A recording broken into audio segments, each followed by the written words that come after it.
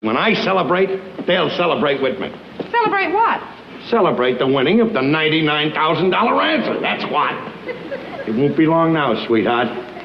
We'll be living on Park Avenue. And will you see how different this furniture looks when it's in a Park Avenue apartment? I just wanted to let you know about my study group. Oh, don't be a fuddy-duddy. I'll be your study buddy. I'm about to embark on one of the great challenges of my scientific career. This work right here is going to change history. I think this is going to be our greatest mission. I don't have time to study. I'll never get into Stanford. I got big plans for you tonight. I got maps, I got charts. I'm going to see you through this because my credibility is on the line. It's at this point that you'll want to start taking notes. Welcome to the Sitcom Study, the podcast where we contemplate the TV shows we grew up with and search for the truth and wisdom within the tropes and cliches. And we have quite the lineup today. What TV sitcom trope are we talking about, Amy? Well, today we are going to really dive into that wisdom because we are going on a game show. Going on a game show. That's right. The Honeymooners, Season 1, Episode 18, The $99,000 Answer. Mr. Belvedere, Season 6, Episode 2, Brainbusters. Caroline in the City, Season 3, Episode 14, Caroline and the Quiz Show. And Spin City, Season 4, Episode 7 or 8, depending on where you look, How to Bury a Millionaire. Right. Now, if you're listening to this going, hey, you forgot about that episode of that show I like where they went on a game show, that's because there are many, many, many TV episodes about characters going on game shows. This was one of our most prolific tropes. We quickly discovered several sub-tropes. Jeopardy alone has at least 4 or 5 episodes of different shows where a character went on that. There are several that are dating type game shows like Singled Out in the 90s or The Dating Game from the 70s or whatever. So what we decided to focus on first... Family Feud as well. Right. Family Feud is a big one. Now, obviously, there's some corporate synergy, I think, at work behind some of these. I'm sure it wouldn't be shocking to find out that some of the TV shows that went on Jeopardy were on the same channel. But we're focusing on non-Jeopardy quiz shows, on those sort of standard test your knowledge, win your money type shows. Yes. And what's interesting about this is that the game shows that they go on, the like quiz show type game shows that they go on, really sort of track with popular quiz shows of the time. So we get the Honeymooners and the $99,000 Answer, which is a takeoff of a popular game show at the time, the $64,000 Question.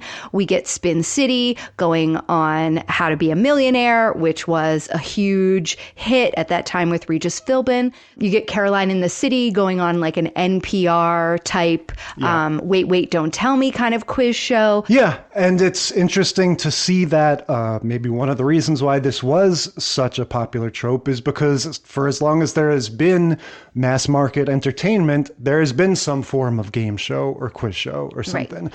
But let's back up for a second and let me ask you, have you ever been on a game show? Oh, man. Have I? Based on your answer to this, you would not excel on this type of high-pressure situation. Don't ask me questions and expect immediate answers. I feel like only in like school or something like that. Like I don't even remember doing like a quiz bowl or anything. I'm going to have to say no. It's perfectly all right to not have been on a game show. Most people haven't. I haven't. The only people I know that I can think of offhand, we had family friends that the 2 kids went on Double Dare. God, that was such a dream. Yes, that was the dream. If you were a kid in the 90s going on Double Dare, answering some... The 80s? Yeah, 80s, early 90s, I guess. Answering some sort of down-the-middle questions and then having to jump around in a milk-like substance, as they called it. Lots of slime. Yeah, that was what we all aspired to. So, let's get into the Honeymooners. The Honeymooners. So the Honeymooners is a little bit tricky if you're out there trying to find the episodes and trying to see what's going on, because the Honeymooners originated on a variety show that was called The Cavalcade of Stars. And then that show sort of transitioned into the Jackie Gleason show, which then transitioned in that same time slot into The Honeymooners. And so The Honeymooners was a sketch on The Cavalcade of Stars, and then was a sketch on the Jackie Gleason show, and then was its own show for one season, 39 episodes. And then there was like a Jackie Gleason variety hour that ran for the next like 20 years.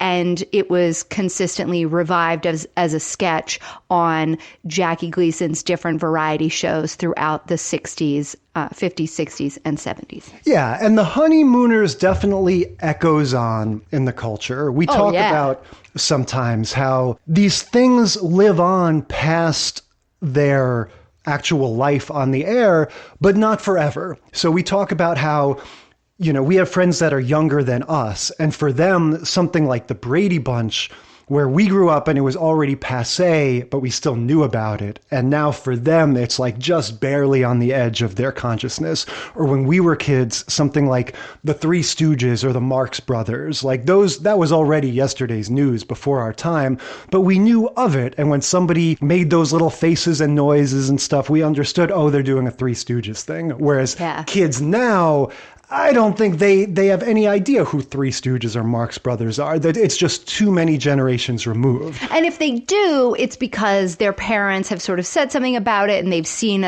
something on YouTube or TikTok or whatever. Right. But my point with all this is that The Honeymooners is one of those things that we were already on, like the second or third generation references to it. You know, Fred Flintstone is a reference to The Honeymooners. The whole Flintstones, each character is based off of so the characters in this. Lived on in that whole bang zoom to the moon thing. All of that is still in the culture, but I would argue it's on its way out. And The Honeymooners, you know, the Cedric the Entertainer movie version notwithstanding, forgot about that. It is on the verge of just sort of being forgotten or being really in the, you know, sort of like ancient history world of TV. Yeah. Well, so when I was watching this, I forgot about Family Guy, Peter Griffin being a little bit of like Jackie Gleason's character in this, Ralph Kramden,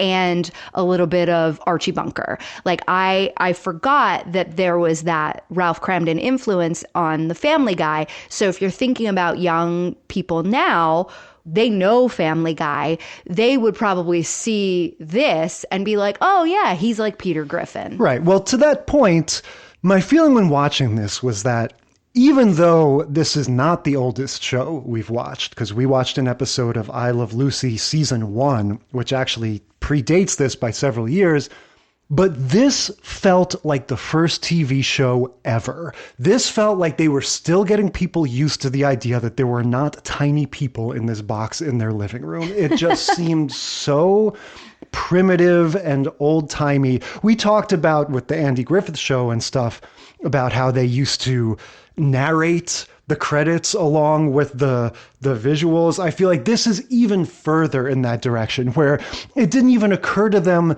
to put images on the screen that corresponded to the show. Like they're just showing pictures of fireworks and stuff. Like it just seems so bare bones. Like there's this thing called a television and we're going to have people acting out little stories like they're in a family, and we're just getting started with that. Well, and I wonder if some of that is because it is a sketch. And so there's, in this episode, we do get 2 sets, but normally there's just the one set. There's just the apartment of the Kramdens. And throughout the series, there's a couple episodes where we get to go to the Nortons' apartment, Trixie and Ed Norton, their neighbors and friends.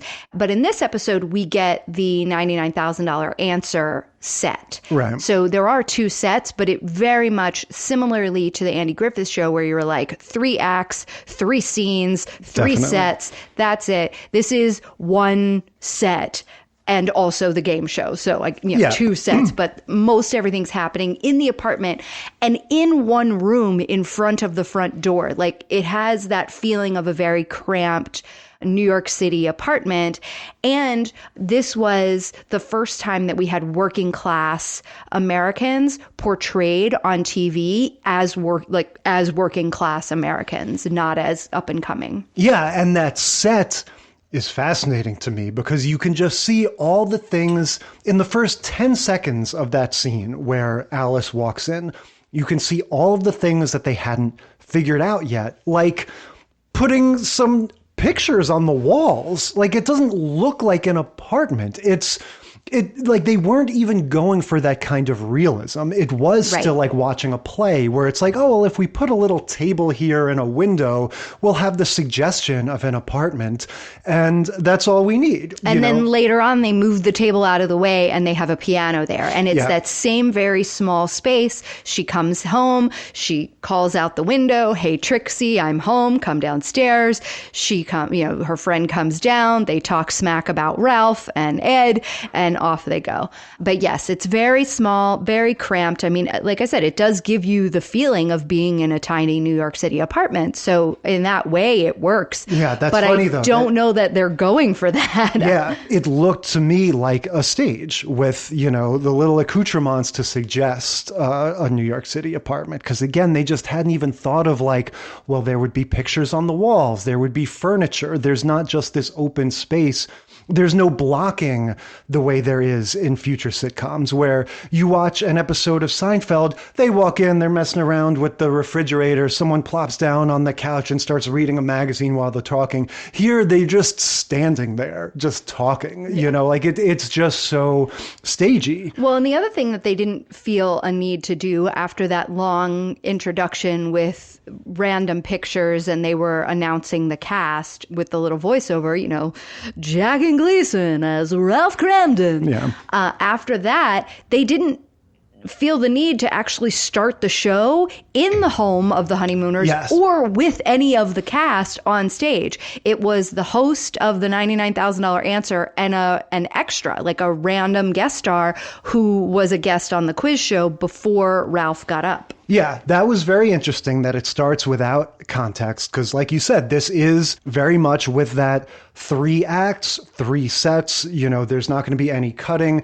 It also made me think, was this aired live? Because it could have been. It could have been, and I wondered about that because later on in the scene where they're about to start playing the piano and Alice and Ralph are having an argument, as they normally do, Alice coughs in the middle of her line. Definitely. While she's talking to her mother, I think. She coughs, as she's speaking to her mother, and then Ralph comes home, and as he's opening the door, she turns her head to the side and coughs again in a moment of no lines while he's coming in to applause. So I wondered the same thing if this was filmed and aired live. Yeah, it could just be that in general, you see that kind of stuff with older shows. They're not as polished and they let things go. Yeah. But I wondered if that had to do with the structure that you're talking about, where we can't do, let's start in the apartment and then dolly into the TV and then cut to the game show in progress so we understand. Well, and like we're saying, the set is so small, there was no place to cut away. You know what I mean? I guess you could do a close-up on somebody's face if you needed to have a cut there. But we get a whole bunch of the classic Honeymooners zingers. So the premise of this episode is Ralph Kramden has been selected to go on this game show, the $99,000 Answer, which is a takeoff of the $64,000 Question, super popular game show at the time. He is on, and he's only on for the last 30 seconds of the show. He's very nervous, and all he gets to do is pick his category, and then time is called, and he's going to come back the next week. So he has a whole week to study for the category that he picked, and the category he picked is popular songs. But he's comically nervous when he goes on the show. It is, again, you're seeing the remnants of theater acting with all of these characterizations. His whole thing is just, you can tell that he's doing this weird sideways smile if you're 200 feet away from him. They're still playing to the back rows. I think the whole art of television acting hadn't been developed yet. And he's so nervous, he describes his occupation as bribing the dross because he can't remember that he drives a bus. He's debilitatingly, apprehensive about being on TV. Yeah, he's very, very nervous, which is so different from his character normally. He is, very blustering and, to the moon, Alice, and all this other stuff, always given as good as he can get with his friends and neighbors. But in this instance, he is terrified and is playing that for all the laughs that he can get. He picks his category. That part of the episode is now over, and then we get the next scene where he's in the apartment with Alice. Well, he's standing outside the apartment after the show has aired because he wants all of his friends and neighbors to see him. And so he's standing under a streetlight, and Alice is laughing with Norton's wife, Trixie, about how, he's standing out there in the dark. Nobody's going to see him. It's nighttime. Like, he's being ridiculous. He comes upstairs. He's all annoyed because nobody has recognized him or congratulated him for being on the show. And Alice tells him, hey, Norton was down at the bar or the bowling alley with all your friends watching it. So they're all excited. And Trixie was just here. And she said you were the biggest thing on TV, which is the first of many fat jokes we're going to get in all of these episodes. There's this weird through line of anytime someone is doing a good job on television, the people in their lives decide to tear them down by calling them fat. Yeah, there's a lot of humor in this that is different than comedy now. I took a note that it's funny how shaking your fist at your wife doesn't get laughs the way it used to.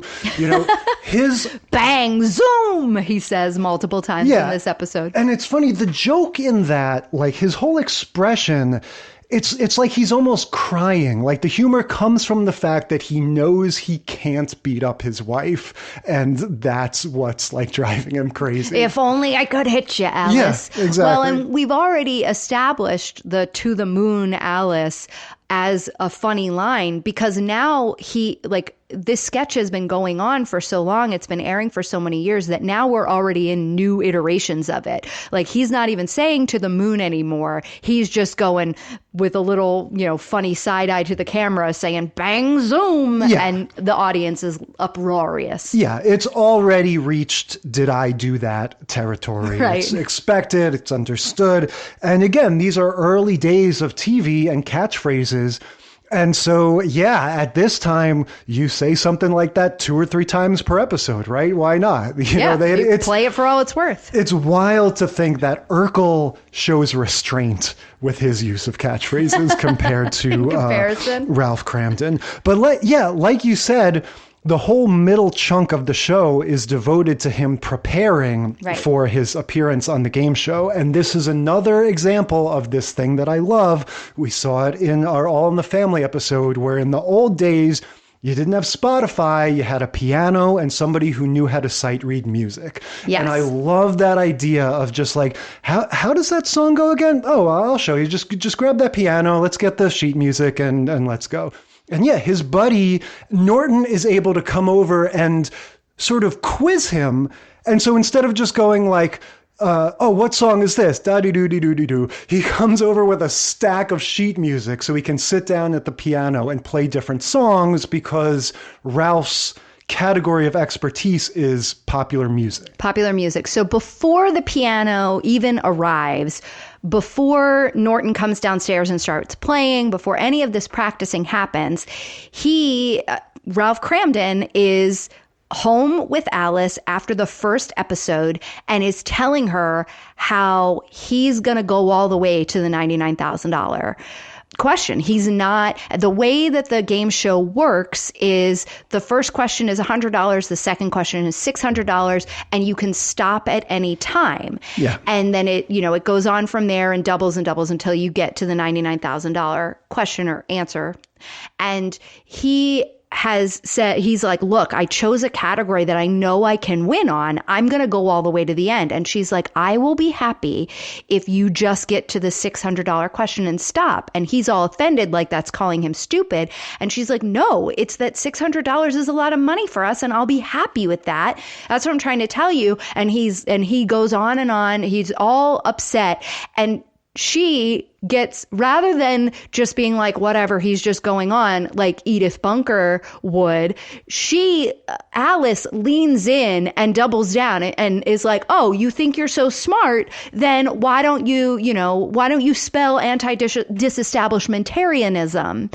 And he's like, I didn't pick spelling for that reason. Nobody can spell that. Well, that's a shout out to the actual show, the $64,000 question. A young girl, a 12-year-old girl from Baltimore, spelled anti-disestablishmentarianism correct on the $64,000 question, and it was for like $8,000 or something. And she went on. She ended up winning $16,000 on the episode. It was a big deal. She was a Black girl. And so it ended up being this big deal in her teen years. And she put the money away in a college fund and then tried for the rest of her life to hide from the fame, because so much of the feedback was this awe that a young Black girl could spell. So it always had this sort of racial tinge to it.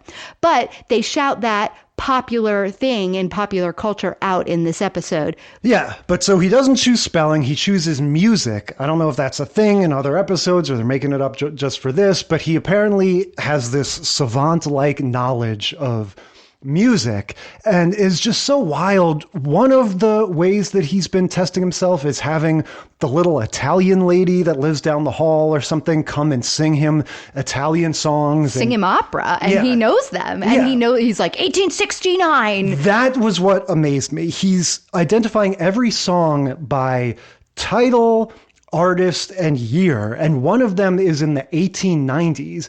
And it actually just got me thinking, like, wow, okay, so if this show is on in the 50s and he's talking about music from the 1890s, that's not unlike you and me talking about the Beatles. That's or right. Something, like it's before their time by a generation or two. But it is crazy to think that these characters are not that far removed from the 19th freaking century. Yeah, well, it would have been music that their parents listened to, just as the Beatles is music our parents listened to. Yeah, but like you said, he's determined to go all the way on this show. I mean, this is something, they still do this with game shows, the Who Wants to Be a Millionaire and stuff, making you do that devil's calculation, that weird wager of, are you going to play it safe or keep going? He goes on and says, I'd like to make a statement. Right? Right. He says, the host is like, you don't need to decide now. You can strategize as you go. And he says, nope, I'm calling my shot. I'm going all the way. And this is, I don't know if this is necessarily the moral of every one of these shows, but this is obviously going to be a through line in a lot of game show type things. The pride goeth before a fall type story. Absolutely. Right? And I think that just comes from the same reason they have these cringy fat jokes in there, is that you can't let anybody be good at anything in any of the sitcoms, right? Like, if somebody is good at something, they're either gonna get their comeuppance, or you got to take them down a peg. And generally it's both things that have to happen. And vice versa. A lot of times the sort of schlubby idiot character ends up being the one who secretly sort of knows what's up. So in this case, we forgot to mention that while his buddy is helping him study by playing all the songs on the piano to quiz him, he needs to start every one of his little renditions with playing a few bars of Swanee River. Right. So he says, this is how I warm up my fingers. And so he plays da da da da da da da da and doesn't go any farther, da da da da da da, like changes it into a little intro, and then plays the song that he needs Ralph to play. And so we get this funny little comedy bit at the piano where Ralph is yelling at him for playing that song, and he's like, oh, it's just my warm up. And so then we get the next song thinking, well, he's already warmed up. He's just going to be able to play. No, da da da da da da da da da da da da da, and then plays some other song. So he does this over and over again, playing this like Swanee River intro.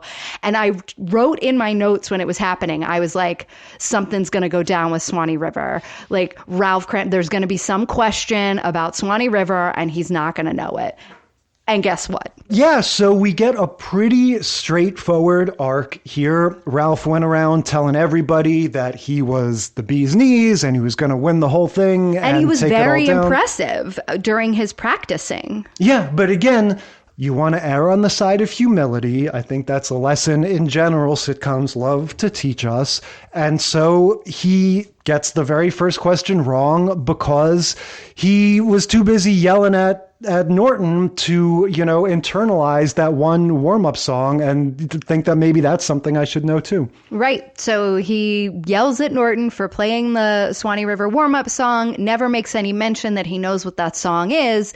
And they play the song for the $100 question, the very first question, and the host turns to Ralph and says, who was the, composer of Swanee River? And he's like pulling all the faces and like, oh my gosh, I can't believe I didn't do this one after all that time. This is why you watch the show, right? You got to think this is the basic appeal, is to watch this guy, watch sort of, Jackie Gleason pull faces. Yeah, that's what he's famous for. Meltdown and, not know what to do and fall on his face. So he doesn't even win $100 because he can't even get the question right. And they usher him off and he's like, he's calling out they're like, have a nice day. And he's like, have a nice day. So-and-so 1922. Like everything people say is the name of a song and he's calling it all out and is ushered off stage. And that's the end of the episode. All right. So let's jump forward several decades to Mr. Belvedere. Mr. Belvedere, Season 6, Episode 2, Brain Busters. We have a family of 5. The dad is Bob Euchre, and he's a sports writer, and the mom at the beginning of the series is a law student and is now an attorney or a law clerk of some kind. And the 3 kids, one older teenager, one younger teenager, and one wily prankster middle schooler, Wesley. And then you've got their live-in sort of housekeeper, Manny, Mr. Belvedere. And Mr. Belvedere has lived a very full life, right? He was a valet for Winston Churchill. He was some type of servant to a queen. He's traveled the world. He's British and cultured and stuff like that. This is one of several 80s shows about a family with some sort of live-in servant. I'm just starting to think as we watch all these shows from the 50s to the present day, the 80s seems to be the point where you're far from the innovation of the early times, like we were just talking about, when we're, getting used to this exciting new medium of television, and we haven't quite gotten the revitalization that we'll get with Seinfeld and The Office and all of that stuff. And I'm just thinking back to all of these shows in the 80s that were like, yeah, what if we have a family and, maybe it's Tony Danza as the tough guy housekeeper. Maybe it's an alien. Maybe it's the daughter is a robot. Maybe it's just, I feel like you start with something like Family Ties, where it's like, oh, we're going to have a straightforward show about a family with the fun little twist of the parents are kind of aging hippies. And so now that it's the 80s, the teenager is going to be a Reagan era conservative. And let's see about that. And it's all kind of grounded and smart. And they just start piling these family sitcoms on top of each other. And some of them are like growing pains where there isn't really a gimmick at all. Some of them are like the different strokes things where it's, oh, if we adopt somebody or some sort of mismatch. And then sometimes it's Alf where it's a crazy fantastical gimmick. But there's so many family sitcoms. They're so samey. The comedy is unimaginative a lot of the times. Yeah. I guess what I'm saying is I did not love Mr. Belvedere. No, I was bored in Mr. Belvedere. And I think some of the things that you're talking about are true once you get past like season 2 or season 3 of these shows. Even Family Ties, right? I think we're in like season 2 of our rewatch of Family Ties now, and we've started noticing they're not doing the great storylines that they were doing at the beginning of season 1. They are a ratings juggernaut and people are watching, and they've started to just go really boring and tropey, and it's not as interesting anymore. And with this Mr. Belvedere episode, we're in the last season. All of the kids are older now. Like when the show started, there was the older teenager and the middle girl was in middle school and the younger boy was in elementary school. Now you've got the older teenager very clearly in his 20s. Why is he still at home? Like, you know, he doesn't have anything to do in this episode. This whole episode is about the younger kid who used to be this wily, fun little prankster. Mr. Belvedere makes a comment about like, oh, him ending up in juvie because he was always like mischievous. And we get almost none of that mischievous in this episode, save for the very end, which isn't even that mischievous. It's what anybody would do in that moment. And so there's just, it's very like they ran out of storylines after a few seasons with these shows.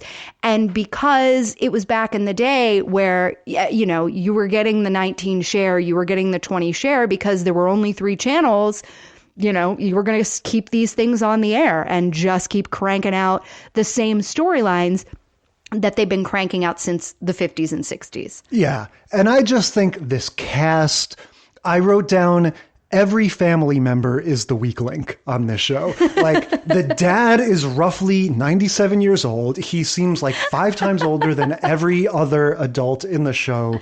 Which he is. Bob Uecker was a sportscaster and he was famous for that. And then, he's in Major League around this time, the movie, that was a big hit. And the same thing. So because of his sports background, but think about, what's his name? Craig Kilborn, kind of the same thing, like was an ESPN guy and then moved into the early version of The Daily Show and did comedy.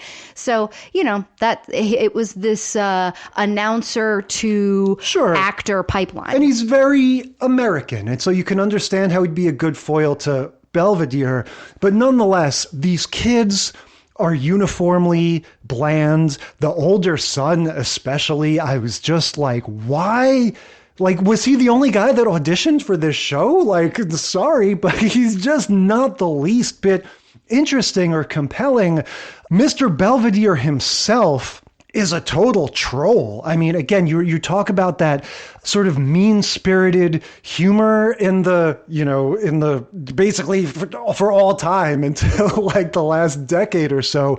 Every scene ends with him making some snide remark about one of the kids, and then he does the same little eye roll sneer before he's like an animal, like a bird or something that can only sort of turn right and has the same like maneuver every time. He'll like get up, say his little quip, roll his eyes, and then sort of bank to the right and leave the room or something. He does it every time. And you know, again, I think this is just going back to they are stuck, right? It's the last season. We're beyond when the show was palatable. Like this show also had some really good episodes. This show aired from 1985 to 1990. The episode we watched, which is called Brain Busters, aired in 1989.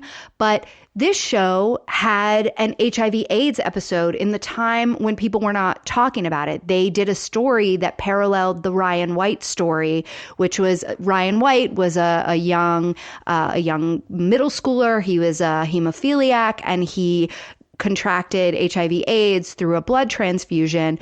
And his story was this, when we were kids, this sort of sounding board of like, look, you don't have to be gay to get AIDS. It can affect lots of people. And they did an episode where a classmate of Wesley's had that same Ryan White story and dealt with all of the, is it okay to touch him? Is it okay to hug him? All of those fears that people had at the time.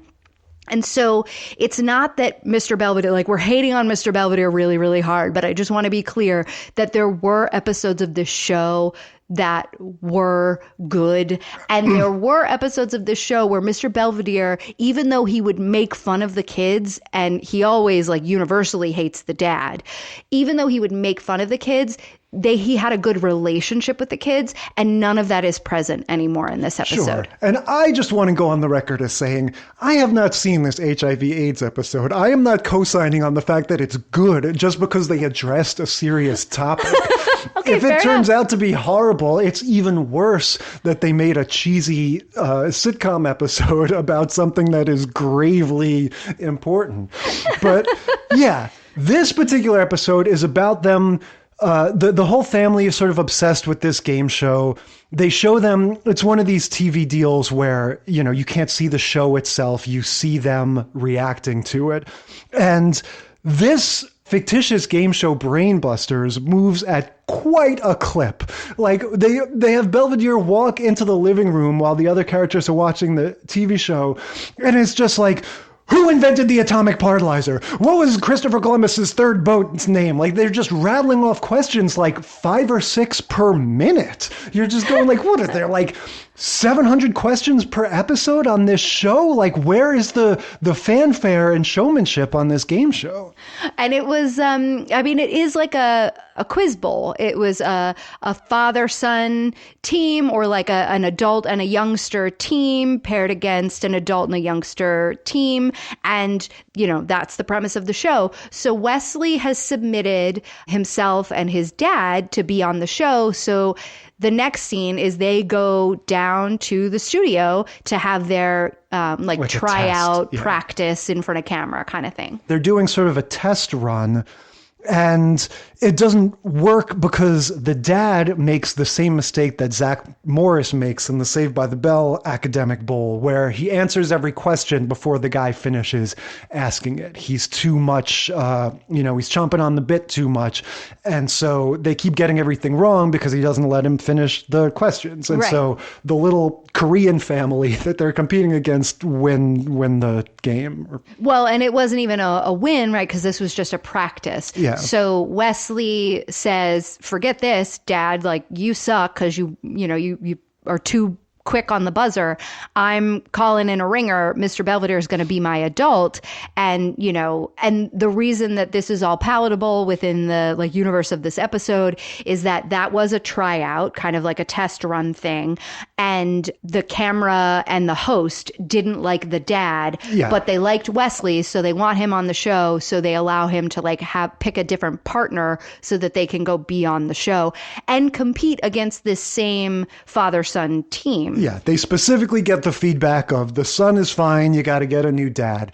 And so back at the house, Wesley's request to Belvedere to come on the show with him gets applause from the audience. Everyone is like, yeah, all right, this is it. We're going to see Belvedere now taken to the game show. And so we get several scenes of them preparing and Belvedere sort of working Wesley to the bone. He's having him memorize the state capitals in Hebrew, which I thought was funny. They have that little joke of like, but I've memorized all the state capitals, but do you know them in Hebrew?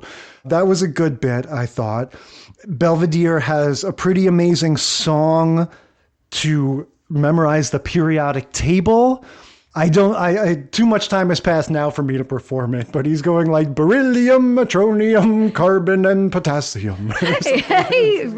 That's pretty spot on. He was having a good time with that.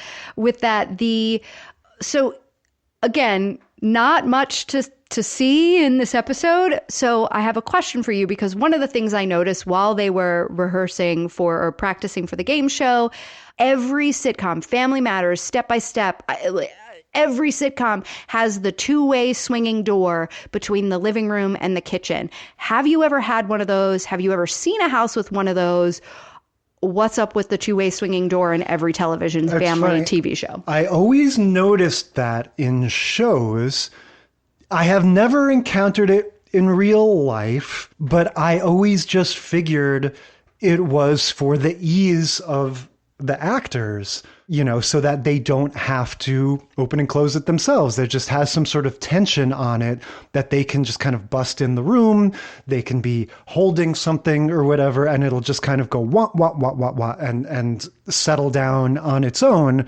It's an innovation that came from the kind of thing that we noticed with the Honeymooners episode, which was when she walks in, and it might be 6 seconds that it takes her to put down her stuff and go over there. It feels like an eternity. They talk about on the SNL 5 Timers Club, when they have to put on the jacket, that's part of the bit, how it's so hard for them to put on a jacket on live television because it's a little bit awkward and it requires both hands. And there's something about when you're watching something on TV or in a movie, your eye is just so attuned to everything is intentional and every second has been prepared and edited. And so, yeah, it seems ridiculous to say we don't have time for somebody to close that door, but it's true. It would be awkward and weird if you had a character walk into a living room and then take the half a second it takes to turn around and make sure the door is closed and whatever. They need to just everything keep moving. It's got to flow. Yeah. So that was my big aha in this episode, was that, hey, that two-way swinging door seems to appear in lots of sitcoms. So now we go back to the studio for the actual live quiz show, for the Brainbusters game show. And as predicted, Mr. Belvedere, brilliant, is answering every single question. He's waiting for the question to be read all the way through. Yeah. And even when Wesley rings in, Belvedere is answering for him. Yeah, he's outshining Wesley and just sort of hogging the spotlight. I don't like the thing of sizing people up and trying to figure out if they're gay or not, because I think that's based in stereotypes and is generally not a helpful thing in our society. But I became kind of obsessed with, is Mr. Belvedere, is this actor like a very flamboyantly gay man that's sort of hiding in plain sight as this hoity-toity, snooty British character? Like, his mannerisms and stuff just started to give me that vibe of like, oh, is this what this guy did at this time when, there were only so many avenues for that sort of personality, and he decided to filter it all through this sort of snooty housekeeper guy. I don't know. Yeah. Well, so you're touching on a classic trope that has been memorialized in song in the musical Legally Blonde: gay or European. Yeah, I guess. And you can be both. But yeah. That's the end of that song. This man is gay and European. It's all his, like I said, his little eye rolls and stuff. But anyway, what made me incredulous about this next plot twist is that they are all fans of this show, right? The family watches this show religiously, and yet they are somehow surprised to find out that there's a segment of the show where Mr. Belvedere, a la Double Dare, is going to go sit in like a slime booth or something and have a bunch of crap dumped on him based on whether or not Wesley can get the right answers to things. So they're on the game show, and the host, who's been sort of a dick throughout, like the host was not nice to the dad and was sort of snide with all the guests in the tryout, and then just sort of continues to be weird during the actual episode, although not as snarky as he was in the tryout scene. He says, hey, well, now we have our goofy part, our goofy round, which we've never done before, but we have for this show, we have the goofy round. So if you get something wrong, something goofy happens to you. And Wesley, this is when we see the mischievous side of Wesley. He's like, so let me get this right. If I get a question wrong, something funny, weird will happen. Gross will happen to Mr. Belvedere. And he's grinning and he's making the eyes. And so we all know he's going to get every question wrong now just so things can happen to Mr. Belvedere because he had been stealing his thunder. Yeah. So we get an egg on his face, and then we get oatmeal, and then they pour chocolate all over him, and then they smash a pie in his face. And he looks terrifying. When I tell you, it goes so far past like, ha ha, you got something on your face, you look funny. The first couple things they dump on him are like that. But eventually it's like many pounds worth of liquid chocolate dumped all over him, like completely submerging him. And then they dump some more stuff on him, and he looks absolutely nightmarish. And they must live near the studio because I made a note. The last scene in the show is Belvedere comes back in the house covered in all of this stuff, ostensibly having driven in a car. It doesn't stand up to even that kind of scrutiny. Without Don't toweling even off waste at all. the brain cells trying to figure out how he got from the studio home. It makes no sense. They would, of course, have to hose him down immediately. They wouldn't even let him walk 2 feet away from where he was standing in that studio. Because he was so drippy with stuff. Don't move. Let us hose you down. Take off your clothes. Yeah.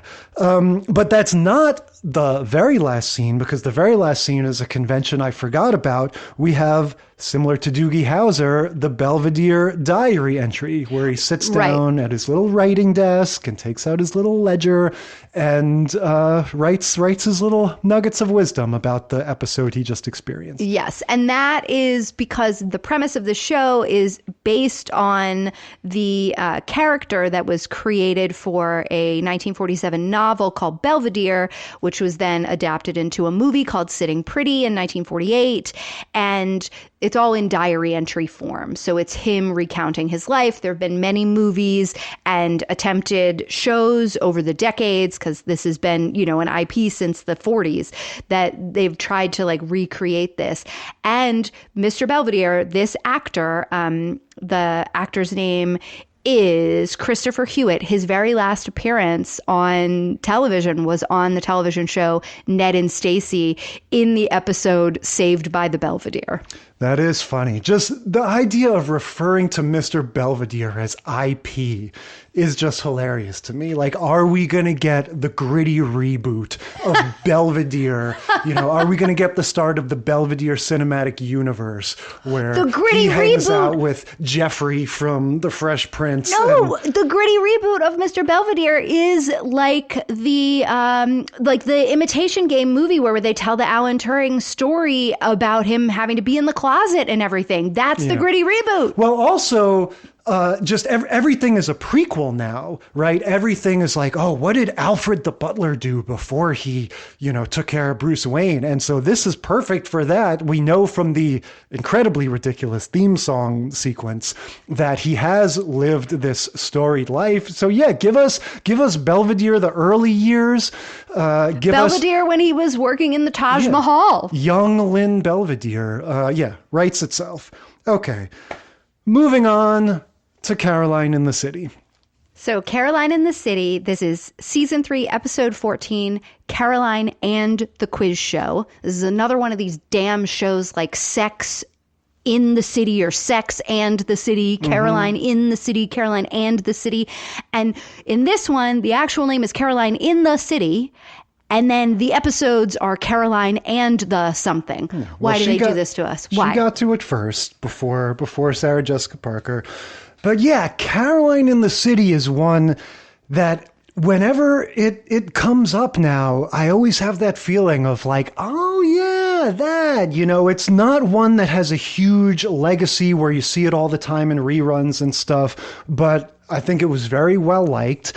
And it's just so interesting because it's a sitcom built around Leah Thompson, who has a very interesting role in your life if you were a boy in the 80s and early 90s, I guess? I was going to say, or a girl. I mean, I get that there's like this sort of, she was very attractive in Back to the Future, but I loved her in Back to the Future just because she was pretty and went to the prom, you know, when I was a kid. Yeah, she just had a certain thing, mostly from Back to the Future. She was in a handful of other movies. She's in this movie Casual Sex. She was in the movie Howard the Duck, which was kind of a debacle in its day, but now is sort of a well-liked curiosity. But yeah, she had this sort of girl next door vibe. I honestly don't know if I really have an opinion one way or the other as an actor. She was good, but I don't know. It's like at the end of the day, she didn't have a ton to do in those movies. You know, maybe in the first Back to the Future, I think that's a pretty substantial role for her. But then in the rest of them, she doesn't do that much. And she occupies this interesting space where she didn't go on to be a Julia Roberts or have an amazing movie career. She didn't flame out in any sort of remarkable way. She's just one of those people that for a handful of years was like really had a certain something. And then a few years later had Caroline in the City, and then I don't know. Yeah, I think she's Meg Ryan if she didn't get When Harry Met Sally. Like, she has a very sort of similar kind of look, a similar sort of vibe to her, girl next door, a little bit neurotic and, excitable, but yet also very professional and she plays in Caroline in the City. She's a comic strip artist and creator, and she's successful and she has a nice little group of friends. This show was in the NBC must-see TV block on Thursday night. It aired between Seinfeld and ER. This was like plum time slot. They leaned, that was given to her. They were like, this is a movie star who has deigned to do TV in the time when that didn't happen. Yeah. And she was in between Jerry Seinfeld and the juggernaut that is Seinfeld and George Clooney on ER. I mean, they had faith in her that she could carry this show. Yeah, it wasn't normal in those days to just have movie stars showing up as the lead in sitcoms. And yeah, it's hard to think of what the analogy now would be, but just think of, if you had somebody who is in hugely popular, successful movies in their 20s, a few years go by, and then they show up, in their 30s as the lead of a sitcom, it was very intriguing. And so, yeah, she's a comic book artist. So her partner, what does he do? So Richard is her colorist. Okay. So she is the creator, author, artist, and then he does the coloring. Okay, so that's your main sort of home base for this show, is her sort of home studio with this partner of hers. I figured a colorist or an inker or some such thing.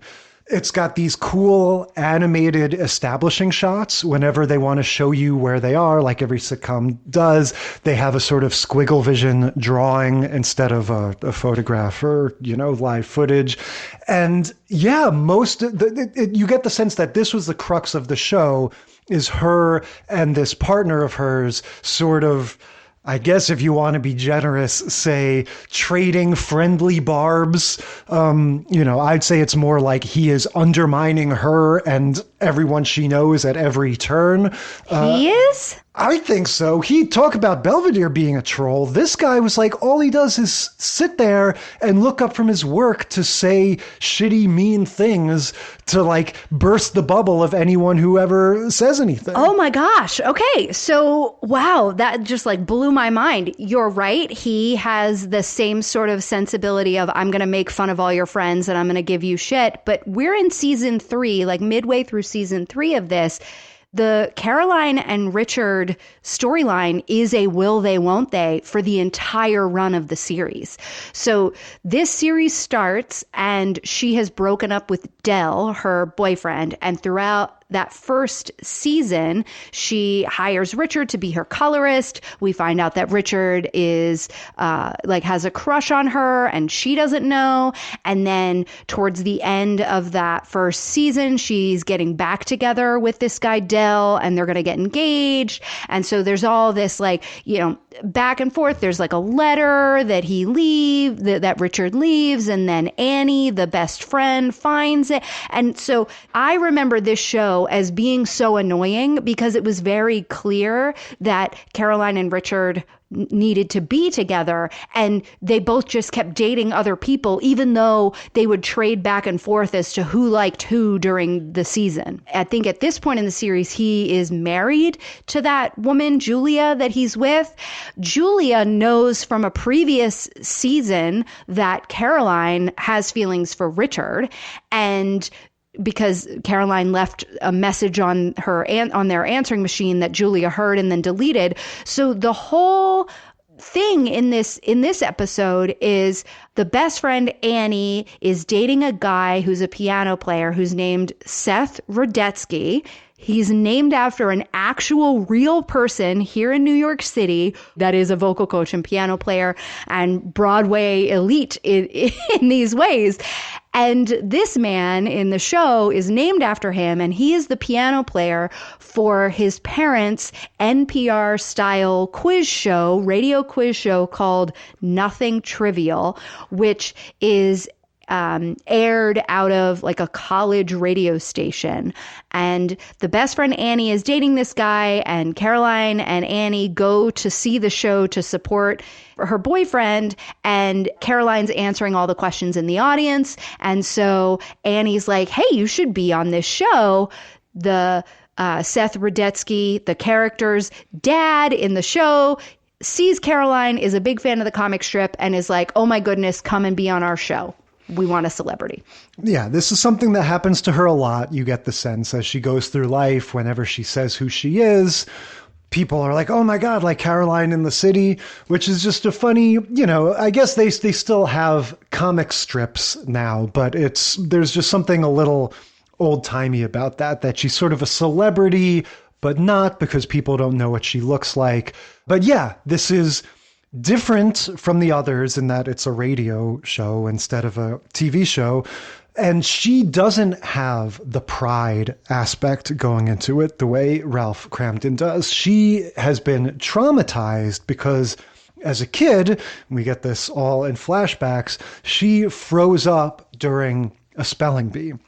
And it kind of made me think, as I was considering the whole trope in general of the game shows, how, yeah, a game show is a way that you put somebody under pressure and sort of put them on the spot, and you get to see a character, have to be under pressure and be nervous and stuff. And also in general, it's one of the rare times where you can put somebody as an adult into a situation that you associate more with kids. When we're kids, we have to do shit like this all the time. Spelling bees and sports games, and we have to take tests, and we have to be in front of people. Yeah, you have to put on little skits and shows and do recitals for the orchestra. And so, every weekend you're playing at the baseball game in front of everyone and their parents and stuff. And as an adult, for most of us, those things peter out unless we particularly want them. Yeah, you have to seek them out as an adult if you want to be on a game show or be in the public eye or, be involved in something that generally has public speaking. For the most part, as a grown-up, if you don't like that, you can avoid it. Exactly. So that just sort of drove that home to me that like, oh yeah, this is something that a game show sort of represents, is putting somebody under the microscope the way we do with kids all the time. And so Caroline has stage fright, basically. She's very erudite. She knows lots of stuff, but she says, I'm going to be too nervous to ever go on a game show. Right. And so she tries to beg off doing it. But I think, unfortunately, the game show part of this plot, like of this episode, is it's not really there for the game show of it all. Like, I think the main storyline in this show has to do more with Annie and the boyfriend. Annie, by the way, the woman who plays Annie, her name's like Amy Peets or something like that. She looks like a cross between Marissa Tomei and Daphne from Frasier. That's funny. I was going to say throw in a little Hathaway in there. Oh, yeah, she does have a little Anne Hathaway. She's got those very dark eyes. Her story is a little cartoony. It's funny how this is a perfect example of something where you can do this in any sitcom and you can choose your tone, you know? So going out with somebody whose parents are overbearing and who is close with their parents in a way that you think is a little uncomfortable or inappropriate is a perfectly real thing that happens, but you choose when you're making a show like this how to portray it. And I would give this is like a 7 out of 10 on the goofiness scale, right? It's not total craziness, but it's pretty broad the way this is characterized, especially by the end. We have parents cutting up food for the guy who's, like you said, this sort of cosmopolitan, sophisticated guy, but he has this cartoonishly close relationship with his parents. Right. And so you see Annie at the beginning kind of saying, oh, I don't know if I'm interested in him. And Caroline's like, well, how long have you been dating? And she's like, 6 weeks. Oh, right. I forgot about the 6-week freak out. It's just me. Talks herself out of it. And then they go out to dinner and the mom cuts up his steak and she's like, that's really weird. Also, why are they on this date with us? But then he smooths it over again by inviting her to go away for the weekend to Vermont. And then Annie finds out the parents are going away to Vermont for the weekend with them as well. So it's like they do everything together. She's got the ick. She's, ooged out by that and doesn't want to be with this guy anymore. And so the quiz show aspect of this episode is only there to set up the continuation of this will they, won't they thing that's happening with Caroline and her colorist, Richard, because he is with his girlfriend or wife, Julia, now. And Julia recognizes that Caroline is nervous about this, going to do this quiz show and has stage fright, and says to her, hey, that music that you had Richard bring over at 3:00 in the morning, that music that helps you stay calm, why don't you put it in a little Walkman and run an earpiece up through your blouse and put it in your ear and fix your hair over it and they'll never know. And she was like, well, I can't wear an earpiece. I'm going on a quiz show. They'll think I'm cheating. And she was like, no one will check. Just put your hair over it. This is the worst idea ever. Right. Like this, remember in Blackish when the little girl said, this plan comes pre-failed or something like that? Yeah, it's just so stupid. It's so stupid. And you're wondering when you're watching it, you're like, it is a little kooky and tropey, the storyline with Annie. And so you're like, okay, whatever. But it doesn't, it just seems to be a contrivance. Yeah, just to be clear, if you're listening to this and we said it pretty fast, she's wearing a Walkman or Discman with a earbud basically in her ear, like a wired earbud for all to see. And when she says that's going to look sketchy, it's a trivia game show thing, they say, fix your hair over it and it'll be fine. And look, it's Julia that's doing this. Julia is, the bad guy in quotes because she's the girlfriend or wife of this Richard guy who there's this whole will they, won't they thing happening between Caroline and him. So she goes to the quiz show. She thanks Julia for the suggestion because it really is helping. She puts the little earpiece in. Her hair is short. She's got one of these very short, like mom style haircuts. So she can't fix her hair over it. And then the minute the game, like just before the game show starts, Julia goes up to the host, Seth Rudetsky's dad, and says, hey, that contestant is wearing an earpiece. Yeah, which I appreciated. diffuses the idiocy of that plot turn when she gets caught immediately, and it's not a big deal. The guy, he almost like sort of roasts her. He just goes like, you're competing for cookies or whatever the Triscuits. Yeah, whatever the prize for the game show is. So they do think she's cheating, but they also don't really care. They're just like, come on, what are you doing? Yeah, what are you doing? Take that out. You don't need that. And she, as predicted, kind of freezes at first, and then is able to push through? Well, yes. This is another case similar to Honeymooners where the crucial trivia question is going to be a callback. Oh, that's right. This whole episode was just a ploy to say bitch on TV. Yeah. Now, we forgot to establish this is the 90s. I guess I was surprised to learn it was NBC, not Fox, based on how this joke goes. But there's a point earlier in the episode where bitch is the answer to a question. She's practicing, and they're talking about what's the name of the Old West lamp that used this type of fat and this type of oil or something. And it's just an excuse to say bitch, because that's somehow the answer. And it's called a bitch lamp. Yeah. And they, gets a big laugh when she's practicing. And then the same question is the first question when she's on the quiz show. So that sort of breaks the ice. And once she gets that right, because she thinks back to her experience, and learning she stares down at Julia. Like she knows what's happened. She looks right at Julia and she goes, bitch. And that was like the whole crux of this episode, is so that the two of them can have a little cat fight. One can get called a bitch, but we can't actually call somebody a bitch on TV. So we have to come up with this inane question and use that as the way that our main character gets to get a dig in on the foil, the bad guy girlfriend. But yeah, like you said, the game show aspect is not totally the focus of the episode. It's still pretty important. But yeah, we get a reversal of the pride goeth before a fall story, and we get more of a, no, you can overcome your childhood trauma and rise above it kind of story. As long as you have another woman that you are fighting with. Yeah. All right, we ready to move on to Spin City? Let's go to Spin City. Season 4, Episode 8, How to Bury a Millionaire. Yeah, so were you a Spin City person at the time that it aired? I feel like this was during that dark period when I wasn't watching that much TV. I feel like I've seen a few episodes of this. I concur. I think this was during the dark time where I also wasn't watching much TV. This episode, I think, was in 1999. This is the last season we get with Michael J. Fox. His Parkinson's is noticeable in this episode.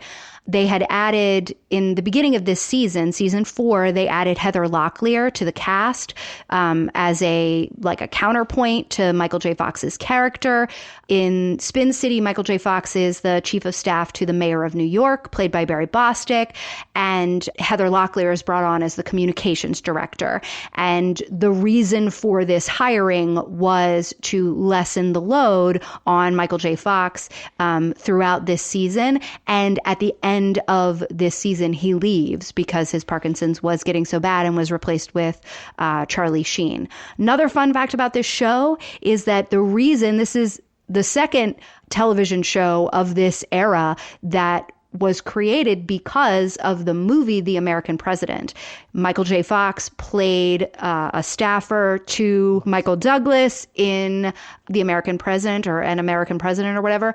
And both The West Wing and Spin City were created because the characters that they played in that movie were so good. They wanted to kind of center shows around Michael J. Fox and Martin Sheen. Yeah, it's a similar premise to Veep, which we talked about last week. I would love to watch these in comparison with each other. Yeah, you're seeing the behind the scenes goings on. If you get a handful of these staffers of a major politician and the chaos that happens behind the scenes. And it's a very 90s idea, this idea of spin, right? Spin City. We still have that, of course, but now we've just embraced there's so much outright lying. Yeah, everything is spin. This was in a time where it was like you had your spin room and you knew your when you were doctor. Yeah, and your spin team. And so you knew when things were, let's see how we can spin this. Now that's just there is no, everyone is a spin doctor. Right. Everyone is lying and spinning all the time. Right. You could argue there's no spinning anymore. There's denial.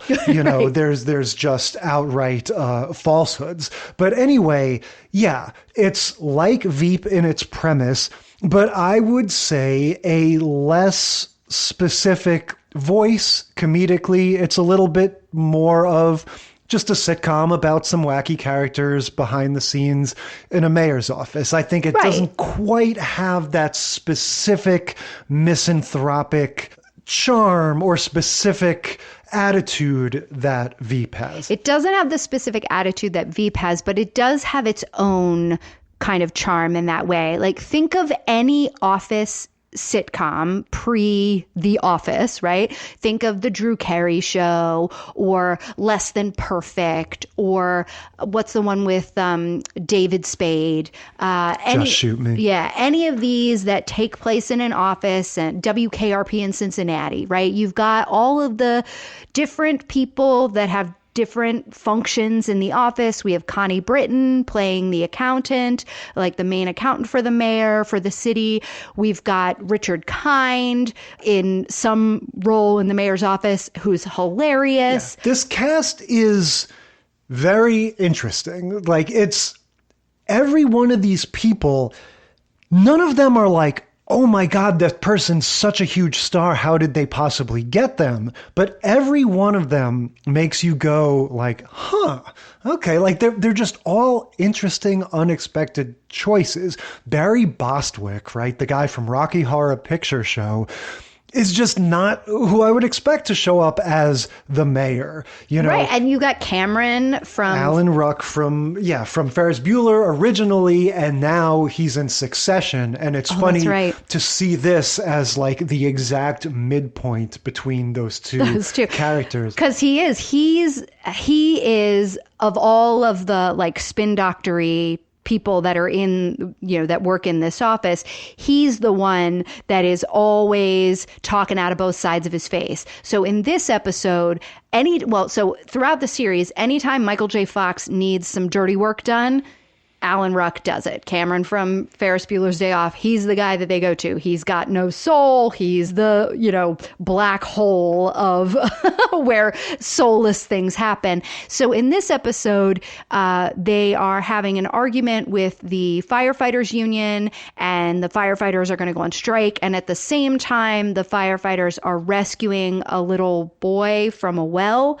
And then Michael J. Fox's character thinks it's a good idea to take the mayor, as you said, played by Barry Bostwick, who he plays the mayor as like this sort of fumbling, you know, dunderhead. He's like, oh yeah, okay, hey people, hey. Now, can I ask you, is this another one like Veep where we never get into what party he is and any of the specific politics? And in fact, they do an even better job than Veep, because he is passing throughout the series both liberal and conservative legislation. Like, he's sponsoring bills and getting things passed from both sides. They take him to the site of this well, and that was interesting to me from the point of view of, like I keep talking about, this sort of live in front of a studio audience versus shot on location thing. You know, we've noticed how they used to go out into the neighborhood all the time in the 50s and 60s and shoot these things like movies. And then that was sort of phased out. And you get a lot of just, you know, like the How I Met Your Mother, the fake little city street that's obviously a soundstage. This is one that was very clearly, at times in these certain scenes, shot on location in New York City, you know, on Roosevelt Island or wherever they are. I assume that they did the thing like they did in Seinfeld once in a while, or even back in Leave It to Beaver, where when they had to, they would go out and shoot these things like a movie and then just screen them for a studio audience to get the laughter and stuff. The laugh, yeah. And this was shot in New York City. So even though it was mostly in a studio, it was a studio in the New York area, they moved the production out to LA at the end of this season when Charlie Sheen took over for Michael J. Fox. So we've talked about this cast. Let's just pause for a second on Michael J. Fox. You mentioned briefly that you can see the Parkinson's happening. So he is obviously sitcom royalty, right? We love him from Family Ties. We haven't gotten to cover that yet. We will, one of these days. And what I'm sure I will say when we do talk about that is he has this amazing ability to be likable and fun, basically regardless of what he's saying, which is so crucial in these 80s and 90s sitcoms where everyone is being an asshole and saying mean things all the time. He is able to be constantly cutting down his sisters and parents in Family Ties. And yet you get the spirit with which it's intended and that he's a nice guy.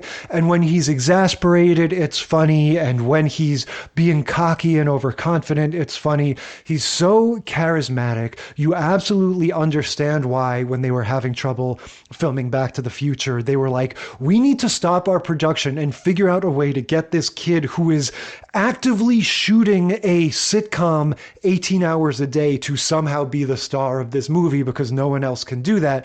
You get everything about that with him, which is why it's so painful for me to say in this episode, I see elements of that, but honestly, what I see mostly is a sick man who isn't really in control anymore of his voice and his body. And it sucks. It's really horrible to see. Well, and he had made the announcement that he was going to do this season and that they were going to lighten the load by bringing in this other, heavy hitter and Heather Locklear.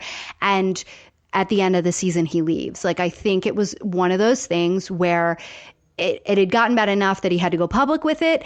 And he was thinking that he was going to be able to still be more active in have more mastery over the physicality of his own body in the way that an actor needs to for longer than he was. And so we're just a little bit into the season, and I think you're seeing that toll, right? That it is a challenge. As an actor, you have to have a physical, every movement that you make on camera matters because you're doing it on purpose. Right. Your body is your instrument. And if you can't control different movements, then the best thing you can do is kind of try to turn it into something that you do with your body, which he had been doing for a while. When we watched an episode of Spin City a few months ago, just for fun, and it was the first season of Spin City, you notice that he would it was almost like he was twitching, but he made it as part of his character where, if his shoulders or his head would kind of move involuntarily, he would just kind of flow with it. He was using that charisma that you're talking about to where he would kind of make a joke about somebody, not really mean, but just, cutting enough and sort of do this thing that almost looked like he felt bad or humbled by saying the mean thing in the first place. And so he has been incorporating those extra movements into his acting for a long time. So while, yes, the Parkinson's is noticeable in this episode, I was able to kind of shut that out and see it for what it was, which is him being hilarious and able to keep up with all of his co-stars. This episode mostly centers around Richard Kind getting ready to be on Who Wants to Be a Millionaire and trying to shore up everybody who's going to be his phone a friend for the different, whatever topic might come up. He's got 7 different people within the office that he's okay, this is going to be who I'm going to call in case of, a math question or this question. Michael J. Fox says, I can be your phone a friend for the, Stanley Cup MVPs between the years 1964 and 1964. Exactly. Yeah. Which happens to be the question. So then the other part of this episode, though, is the mayor goes out to where the kid was being rescued from the well, but gets there late. And then he himself falls in the well. It's very funny. It's just a funny sight gag of a wide shot of him walking and falling into a well. Yeah. And so this one, even more so than the Caroline in the City episode, the game show really is a B or C story, I would argue. It was not the focus. Richard Kind is going around the office, like you said, sort of assigning everybody a different area of expertise for the phone a friend thing, which, in case you don't remember, this was the time when Who Wants to Be a Millionaire was all over the TV, everyone loved that show, and that was one of the fun little trademarks of that show. Right. So there were 3 lifelines that you got if you got stuck when you were answering questions. And similarly to the first game show that we did, which was the $99,000 answer, this, you start out at, there's like 15 stages, and every stage is a certain dollar amount, and at certain stages you can bank and save all that money below that you've won so far. Or if if you're in between stages where you can bank, then you drop back down to the last stage where you could bank or whatever. And so Richard Kind makes it all the way to the $1 million question.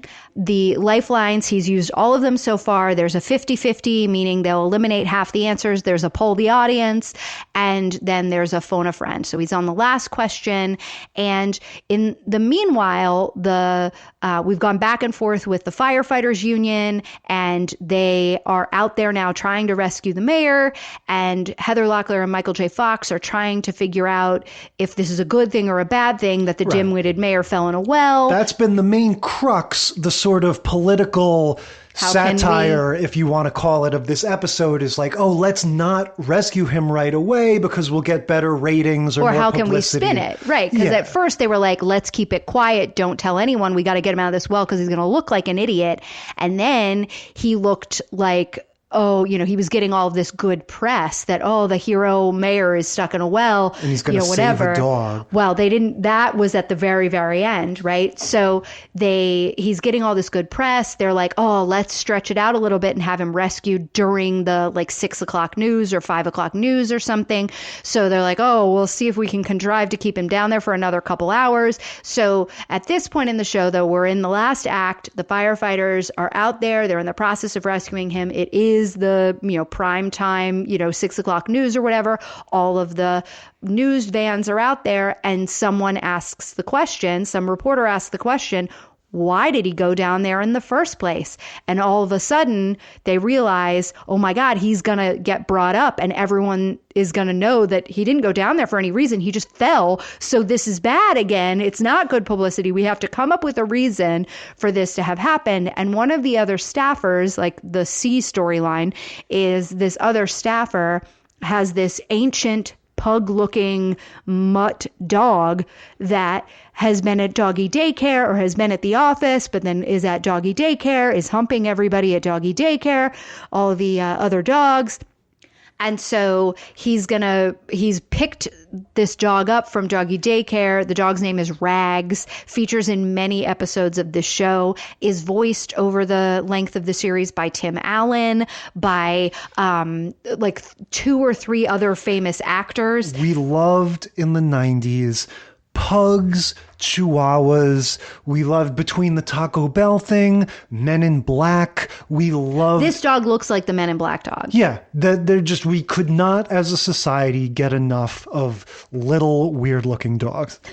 So they convince this staffer to give them the dog and create some type of diversion. This other staffer streaks through all the reporters. So everybody looks away for a second, and Michael J. Fox chucks the dog down into the well. So now we have a reason for the mayor to have gone down in the well. He comes up a hero holding the dog that he has, quote unquote, rescued. Right. And meanwhile, Richard Kind chooses this moment to phone a friend.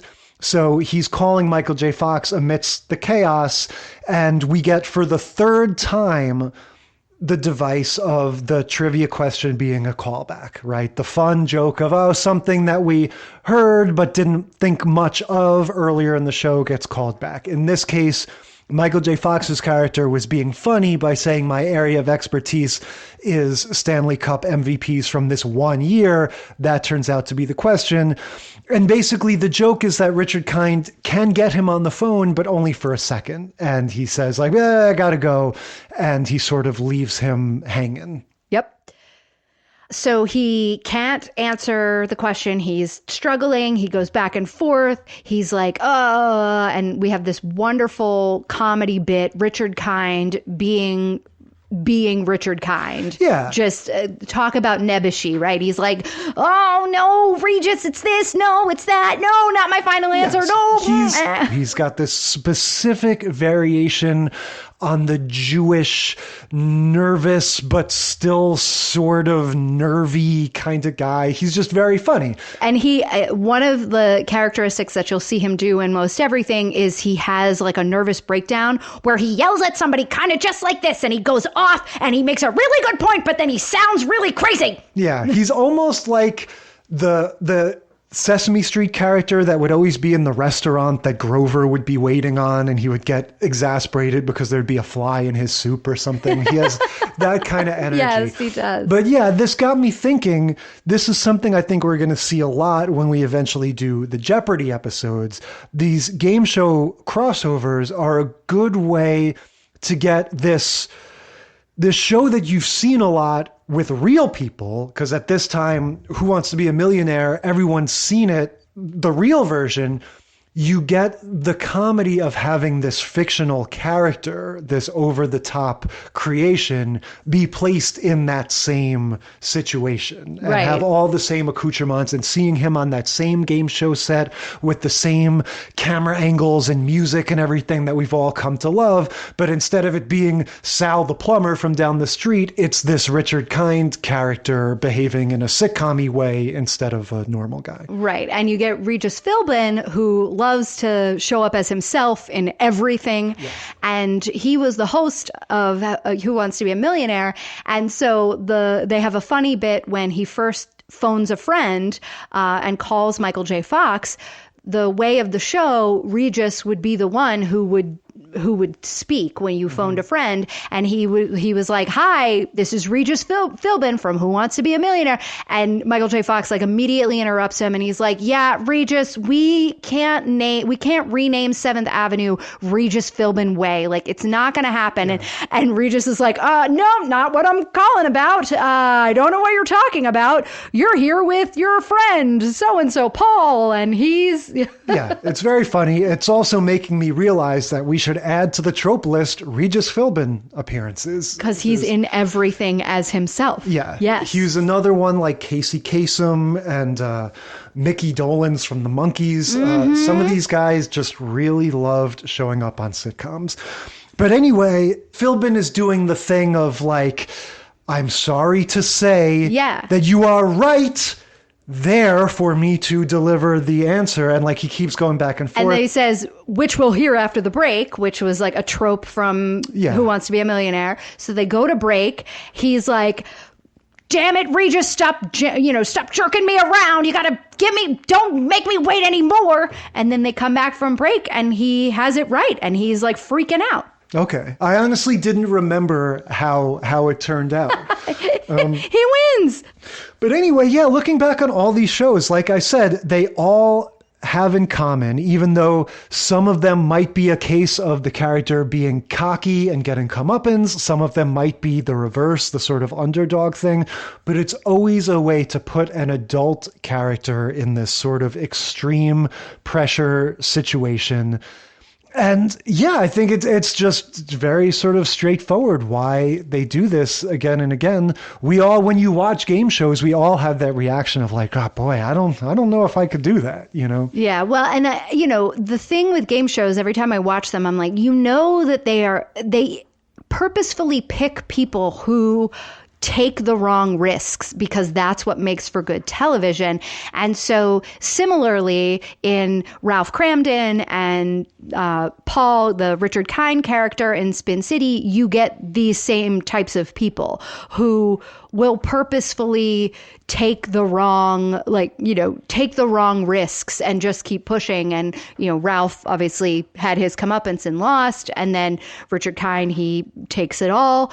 But we get to watch those characters that we, love in the same situations that we see real people in and do a bit with that. Yeah. So yeah, I think The Honeymooners was super interesting as sort of an artifact, just when you go back that far, for all the reasons we said, it's just kind of fascinating to watch the way TV shows were at that time.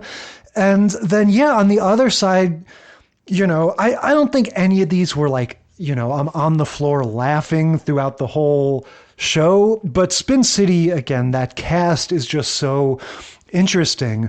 Just to sit there and watch in any given scene, I'm watching like Richard Kind interact with Barry Bostwick and Michael J. Fox, or whatever combo it is. It's always fun. Yeah.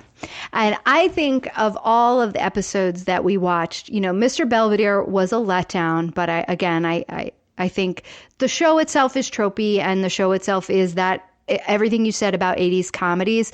But I do remember when I was young that there were episodes, I did like that show, and there were episodes that I'm sure were good even in my 12-year-old, 10-year-old mind. Sure. But the heavy hitter, the MVP of this lineup to me was the Honeymooners. It was very clear what they were going for. You had, I laughed so hard when they made the meal out of playing Swanee River 3 times. I was like, oh, they're setting us up for something. Yeah. I was so excited that I knew something was going to happen with that it just made me, I was waiting for it. I was like, oh, I can't wait. He's going to get it. He's going to get it. It's going to be because of Swanee River.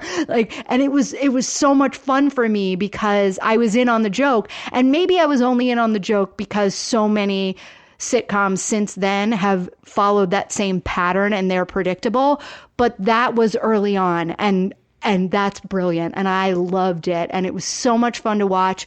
Jackie Gleason is amazing. He is the basis for so many TV dads. Yeah.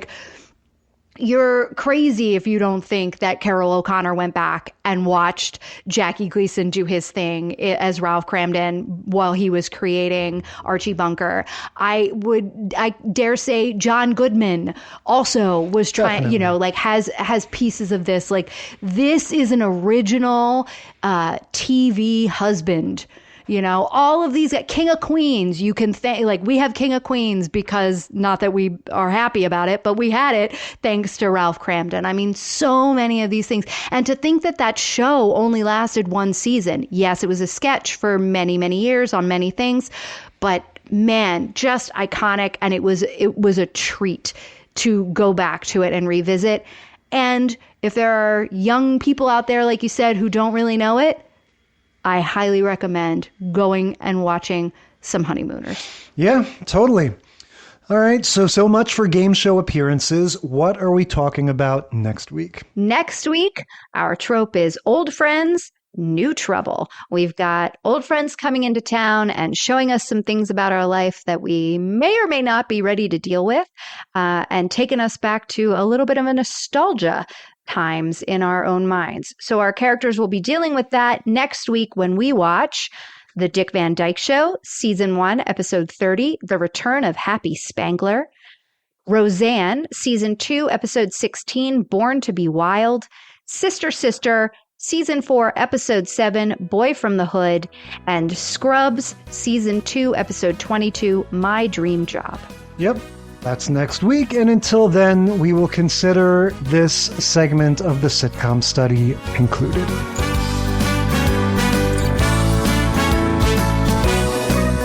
Thank you for listening to the Sitcom Study. Tell us what you think or share your own TV tropes and topic ideas by sending a self-addressed stamped email to sitcomstudypodcast@gmail.com or find us on Facebook or Instagram.